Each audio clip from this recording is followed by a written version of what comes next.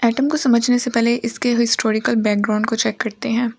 बहुत अरसा पहले ये सोचा जाता था that matter is made up of simple and indivisible particles, जबकि उस वक्त के ग्रीक फिलोसोफर्स उनका मानना था कि मैटर को स्मॉलर और स्मॉलर पार्टिकल्स के अंदर डिवाइड किया जा सकता है।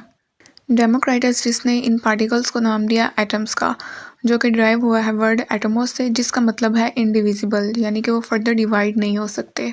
ग्रीक फिलोसोफर जिन्होंने आइडिया दिया था कि मैटर को सिंपल इंडिविजिबल पार्टिकल्स में डिवाइड किया जा सकता है, उनका आइडिया एविडेंस और एक्सपेरिमेंटल बेस नहीं था। 1808 में जॉन डाल्टन, जो कि एक इंग्लिश स्कूल टीचर था, उसने एक थ्योरी को डेवलप किया जिसका नाम है एटॉमिक थ्योरी। इसी के साथ साथ जॉन डाल्टन ने दो लॉज को भी रिकॉग्नाइज किया।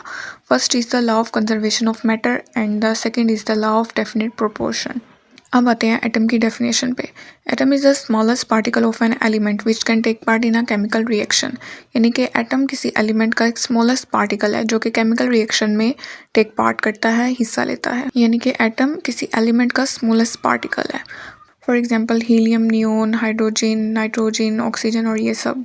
अब इसमें हीलियम, नियोन जो है एटम्स, अगर देखा जाए तो इनकी इंडिपेंडेंट एग्जिस्टेंस है, ये इंडिपेंडेंटली एग्जिस्ट करते हैं। और atoms of hydrogen, nitrogen and oxygen, they do not exist independently. और ये क्यों एग्जिस्ट नहीं कर सकते इंडिपेंडेंटली? इसके रीज़न ये है कि इनका वैलेंस शेल जो होता है वो इनकम्प्लीट होता है, तो इनको अपनी वैलेंसी पूरी करने के लिए किसी दूसरे एटम के साथ बॉन्डिंग करनी पड़ती है। तो अगर एग्जांपल के तौर पर देखा जाए तो हाइड्रोजन किसी दूसरे हाइड्रोजन के साथ बॉन्ड बनाकर अपने वैलेंस शेल को कंप्लीट कर लेता है, जिसकी वजह से ये फिर